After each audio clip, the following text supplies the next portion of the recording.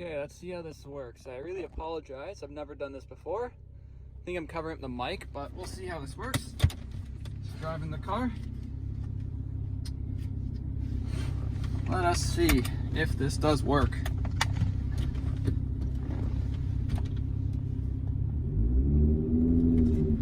All right.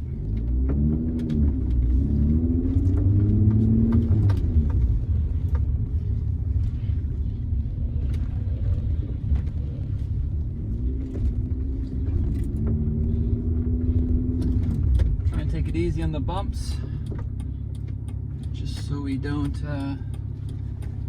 wreck anything here. Knock it off.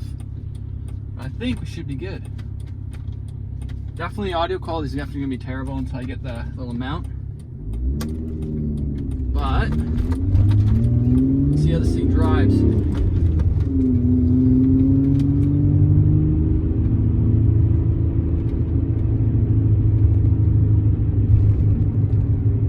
I don't know if you can hear me, but the shocks are pretty good. The new springs are good. As you can see, it drives nicely, at least for the most part.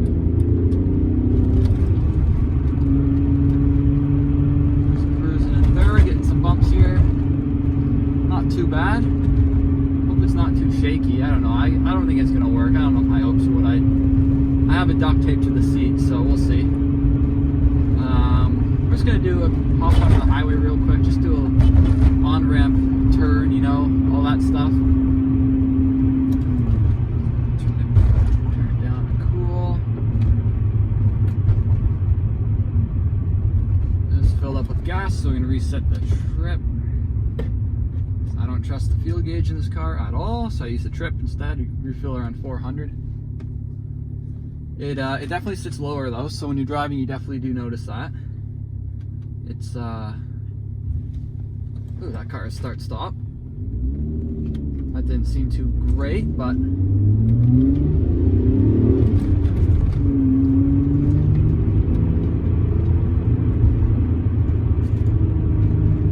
now we're gonna go underneath the bridge here, and it's getting really bumpy. So see how that works out. I'm trying to avoid the bumps, but obviously you're gonna have to hit them eventually.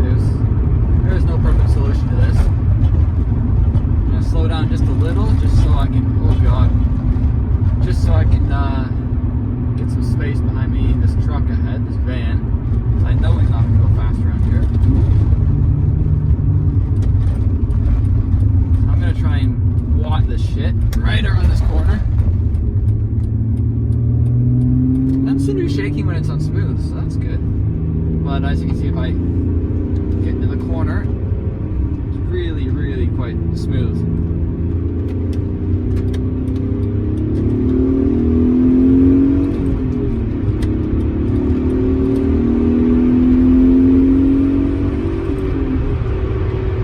That was 120. It's obviously that didn't do anything with the engine, but I love the engine on these cars. They're so good. They're so good. It's the best sounding engine. At least for $2,000 you can't really beat it. Now we're just going over the bridge.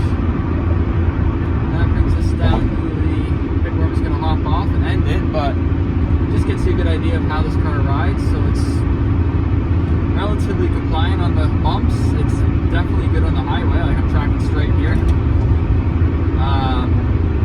I hit these joints though. It's you can tell there's a bit of bumping on the joints, but I mean I don't know what car doesn't bump on joints and still handles good. Like you gotta make compromises. It's pretty loud in the interior as usual. I don't have the trim on the back, so that's probably not helping. It's other than that, it's pretty good.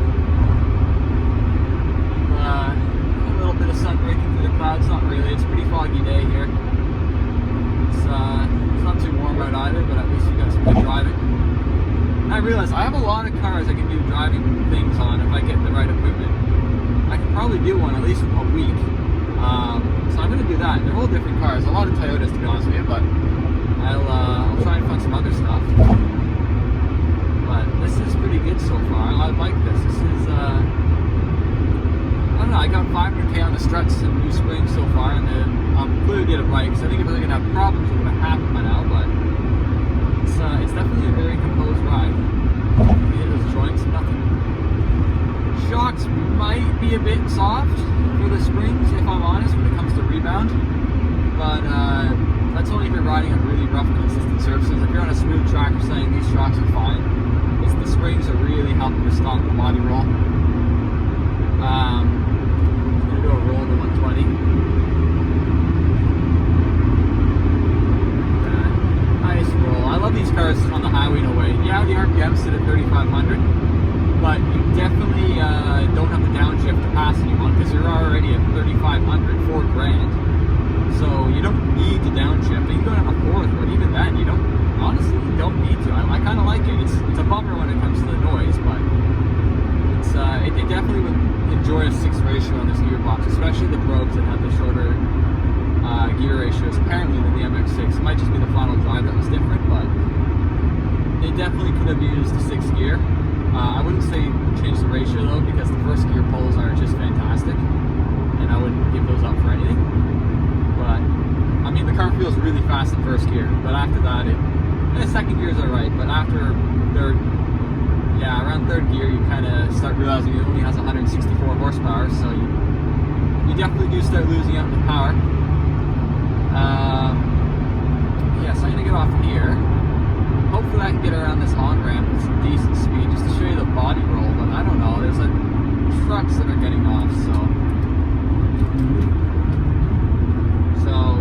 it's debatable. We'll see.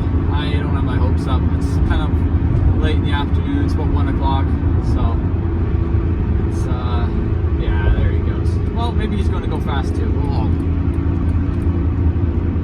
So we're in 4th gear now at 90, doing 3,500 RPM. So definitely a very short gearbox. Just shifted down to 3rd. Taking this corner at 70 kilometers an hour. Going to power out a little. As you can see, little tire squealing there. That wasn't very much G-force, I'll be honest. Pulling this run that yellow.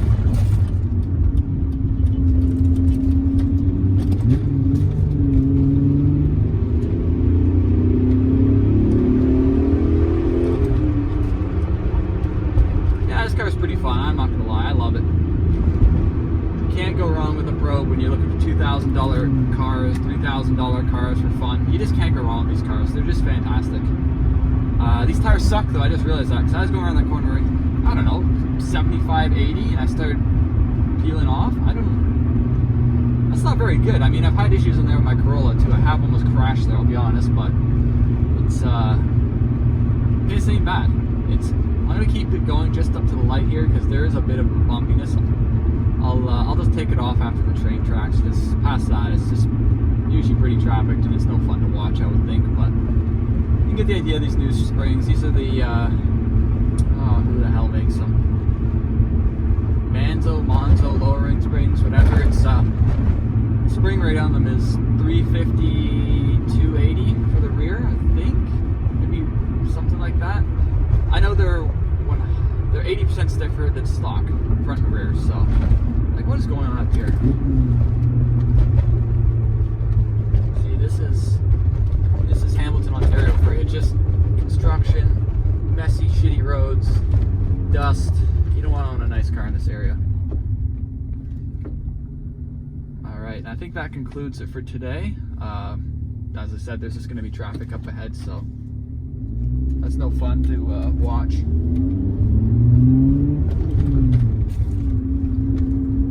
Alright, thanks for watching, guys, and hopefully the audio on my next videos will be better, but at least this is a running test of sorts. What are you doing? Yeah, catch you guys in the next one.